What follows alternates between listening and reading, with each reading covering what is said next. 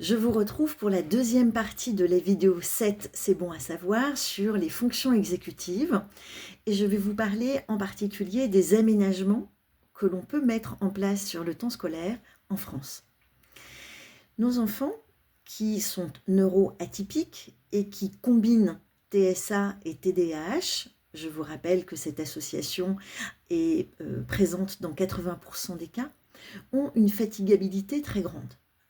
La fatigabilité, c'est différent de la fatigue. Il peut y avoir des problèmes de sommeil comme nous l'avions vu lors d'une vidéo précédente, et puis c'est des choses dont il faut s'occuper, par exemple avec une supplémentation en hormones, la mélatonine. Il peut y avoir des difficultés d'endormissement, une présence d'écran importante, oui. Il peut y avoir un enfant fatigué. Mais la fatigabilité, c'est autre chose. La fatigabilité, c'est le coût énergétique qui est trop important par rapport à la tâche demandée. Nos enfants ont une fatigabilité très grande parce que tout ce qu'on va leur demander, tout ce qui va mettre en jeu l'utilisation des fonctions exécutives, va leur demander plus d'énergie cognitive, d'énergie émotionnelle qu'un enfant neurotypique. Il faut en tenir compte et il faut informer l'équipe enseignante de cette fatigabilité.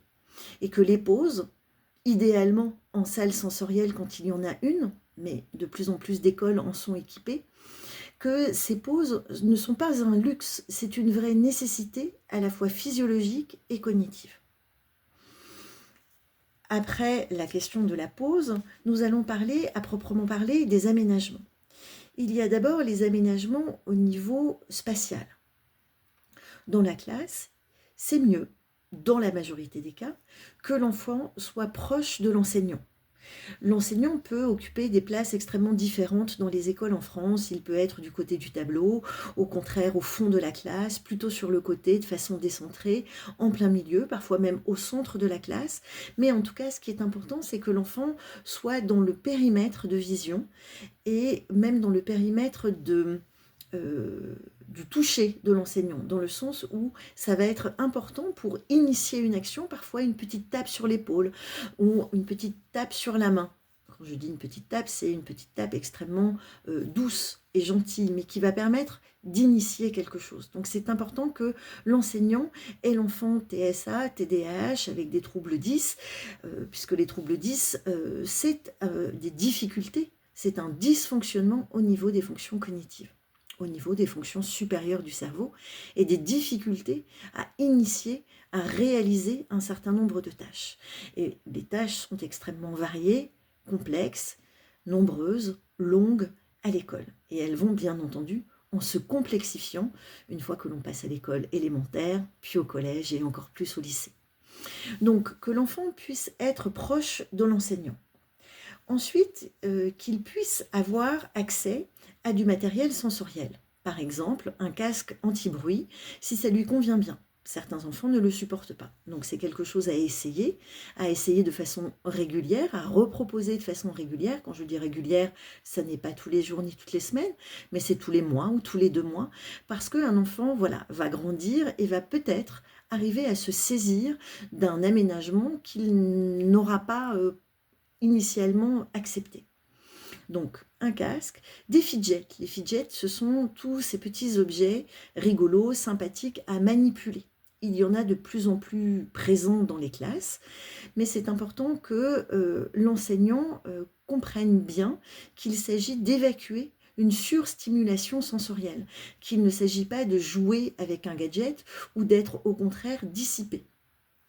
Les enseignants ont parfois du mal à comprendre que grâce à ces objets sensoriels, au contraire, contrairement à ce que l'on peut croire initialement, le fait de manipuler un objet, même s'il est orange, fluo, brillant, mais le fait qu'il soit mou ou gluant, va permettre de maintenir une bonne attention et avoir de bonnes capacités de concentration. Donc, le casque et des fidgets. Donc toutes sortes d'objets qu'on peut aussi appeler anti-stress qui vont permettre d'avoir une bonne capacité attentionnelle et concentrationnelle. Il peut y avoir aussi des objets que vous pouvez proposer à l'enfant, des stylos lestés, des stylos qui vont avoir une prise un petit peu différente. Surtout si votre enfant est suivi par un ergothérapeute, ça va lui permettre d'assurer son geste d'écriture. De varier également les supports au niveau de l'écrit. Pour certains enfants, ça va être écrire d'abord dans le sable, écrire sur de la pâte à modeler, écrire sur des supports qui vont être sombres, que l'on va pouvoir effacer, ou au contraire que l'on ne va pas pouvoir effacer, et puis petit à petit sur une tablette et ou un ordinateur. Donc là, c'est pour l'aménagement au niveau de l'espace et au niveau du matériel.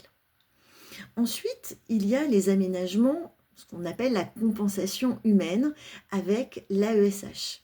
C'est la personne qui va accompagner l'enfant une partie du temps scolaire pour lui permettre de compenser ses difficultés, de lui proposer des temps de pause, de découper les consignes, d'aménager l'espace autour de lui, de proposer un travail de groupe ou au contraire un travail en individuel, d'aménager au plus près des besoins de l'enfant pour que celui-ci arrive à se saisir au mieux de ce qui lui est proposé à l'école. On y reviendra tout à l'heure, mais effectivement, vous le savez, l'AESH, il y a besoin d'une notification. Souvent, pour les autres aménagements, il y a aussi besoin soit d'une notification, et là j'ai une bonne nouvelle à vous annoncer, la MDPH, la Maison départementale des personnes handicapées, vient de changer de nom et elle s'appelle la MDAA, la Maison départementale de l'autonomie et des aidants. Petite parenthèse, le mot handicap et la lettre H est souvent extrêmement difficile à accepter et c'est un facteur de retard de prise en charge pour les enfants parce que les parents sont fermes en quelque sorte dans le déni avec cette lettre qui est extrêmement stigmatisante dans notre pays. Donc je me réjouis que les MDPH s'appellent maintenant les MDAA. Je reviens à mon sujet. Alors oui, l'organisation pédagogique qui là repose non pas sur l'AESH mais sur l'enseignant. Il ne faut pas oublier que même si nos enfants passent beaucoup de temps avec leur AESH, c'est quand même l'enseignant qui est garant de toutes les adaptations pédagogiques et qui va proposer des séquençages. Autrement dit, qui va découper la consigne en plein de sous-consignes. Ça va être comme une sorte de checklist et il va y avoir des gradation, ça commence de façon simple et facile et petit à petit on arrive à une consigne un petit peu plus complexe, un petit peu plus longue et l'enfant va pouvoir faire un petit check en face de chaque petite consigne et d'avoir la sensation extrêmement gratifiante d'avancer dans son travail. Il peut y avoir aussi des boîtes où on va mettre chaque fois que l'on a fait quelque chose, une boîte avec une étiquette fait ou c'est fait, ça marche bien. Il peut y avoir aussi des économies de jetons où l'enfant va pouvoir gagner un jeton chaque fois qu'il a fait quelque chose. Et l'idée, c'est d'avoir plein de jetons, donc de découper les tâches en plusieurs sous-tâches où à chaque fois, l'enfant va pouvoir gagner un jeton. Je vous parlais dans l'épisode 1 des fonctions exécutives de la dopamine. La dopamine, c'est le circuit de la motivation, mais c'est également le circuit de la récompense. Chaque fois que l'on va faire un circuit court avec une tâche rapide, facile, il va y avoir de la dopamine qui va permettre de récompenser, de faire plaisir à l'enfant et de pouvoir initier une boucle juste après. Donc il va y avoir plein de petites boucles, plein de dopamine qui va permettre à l'enfant d'avancer dans son travail. Je vous avais parlé également de la noradrénaline qui va permettre de maintenir le cerveau en état d'éveil, d'être capable de continuer à travailler. Deux neurotransmetteurs, deux molécules chimiques synthétisées naturellement par notre cerveau qui sont importantes. Je vous parle de noradrénaline parce qu'il y a aussi l'adrénaline dont vous avez peut-être entendu parler, qui est l'hormone du stress. Là, c'est une version un peu différente, c'est pour ça que le nom est différent, c'est la noradrénaline, donc ça n'est pas tout à fait l'adrénaline. Je le précise parce que parfois certains parents sont inquiets de savoir que on va activer le cerveau en essayant de solliciter ce neurotransmetteur. Je parle bien de noradrénaline et non pas d'adrénaline. Ensuite, il va y avoir tout ce qui est support visuel avec un emploi du temps visuel qui va permettre de séquencer le temps. Il va y avoir aussi les pictogrammes qui vont permettre une représentation visuelle de la tâche. Tout ça va permettre de mieux solliciter ces fonctions exécutives et en quelque sorte de prendre des chemins de traverse quand la tâche est trop ardue pour pouvoir la résoudre de façon directe. La question de l'évaluation est toujours très complexe, la question de l'évaluation au niveau de l'éducation nationale et de l'éducation tout court pour savoir de quoi l'enfant est-il capable, qu'est-ce qu'il sait faire, qu'est-ce qu'il a appris, qu'est-ce que l'on va pouvoir mettre en place à la prochaine étape, en sachant qu'en général, les savoirs sont sommatifs, c'est-à-dire qu'ils se construisent en s'additionnant les uns avec les autres. Donc la question de l'évaluation, elle est bien sûr centrale. L'idée est de pouvoir proposer du temps supplémentaire. Alors ça, c'est quelque chose qui est proposé par l'Éducation nationale, c'est le tiers-temps, mais qui n'est possible que lors des évaluations nationales, comme le brevet ou le bac. Mais avant, le tiers-temps va se transformer en un tiers d'exercice en moins, un tiers de texte en moins, un tiers de questions en moins, un tiers de devoirs en moins. C'est important de le rappeler aux enseignants qui ne l'ont pas toujours à l'esprit.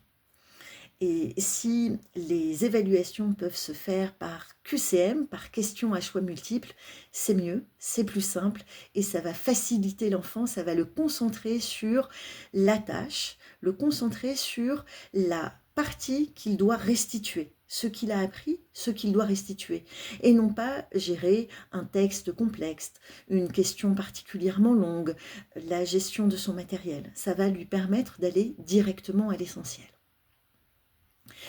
Tout cela est naturellement extrêmement encadré. Soit il y a un PAP, c'est un plan d'accompagnement personnalisé, quand les besoins d'aide ne sont pas trop importants et quand il n'y a pas de reconnaissance de handicap. Sinon, il va y avoir un PPS, c'est un projet personnalité de scolarité qui va permettre de mettre en place plus d'aides, principalement l'AESH, l'aide humaine, et là, il va y avoir besoin d'une reconnaissance de handicap. Dans ce cas-là, il va y avoir un guide d'évaluation des besoins de compensation en matière de scolarité. C'est le fameux GEVASCO qui va être vraiment extrêmement important, qui va être rédigé lors de l'ESS, de l'équipe de suivi de scolarité. Et c'est important que nous, parents, nous puissions vérifier qu'il y a tout à l'intérieur, tout ce qui a été échangé, toutes les remédiations, les séquençages, les compensations, les aménagements dont notre enfant va avoir besoin pour pouvoir s'y référer au cas où l'enseignant de l'année suivante ne va pas le respecter ou tout simplement pour qu'il puisse en prendre connaissance. Voilà, c'est un combat, je le sais, difficile, à renouveler tous les ans, mais c'est important, ça vaut le coup parce que ça permet d'assurer au mieux. Alors ça n'est pas toujours suffisant, ça n'est pas toujours extrêmement bien pris en compte par les enseignants, mais c'est important de le faire pour que la scolarité de nos enfants atypiques, se passe au mieux. Je vous remercie de votre attention. À bientôt.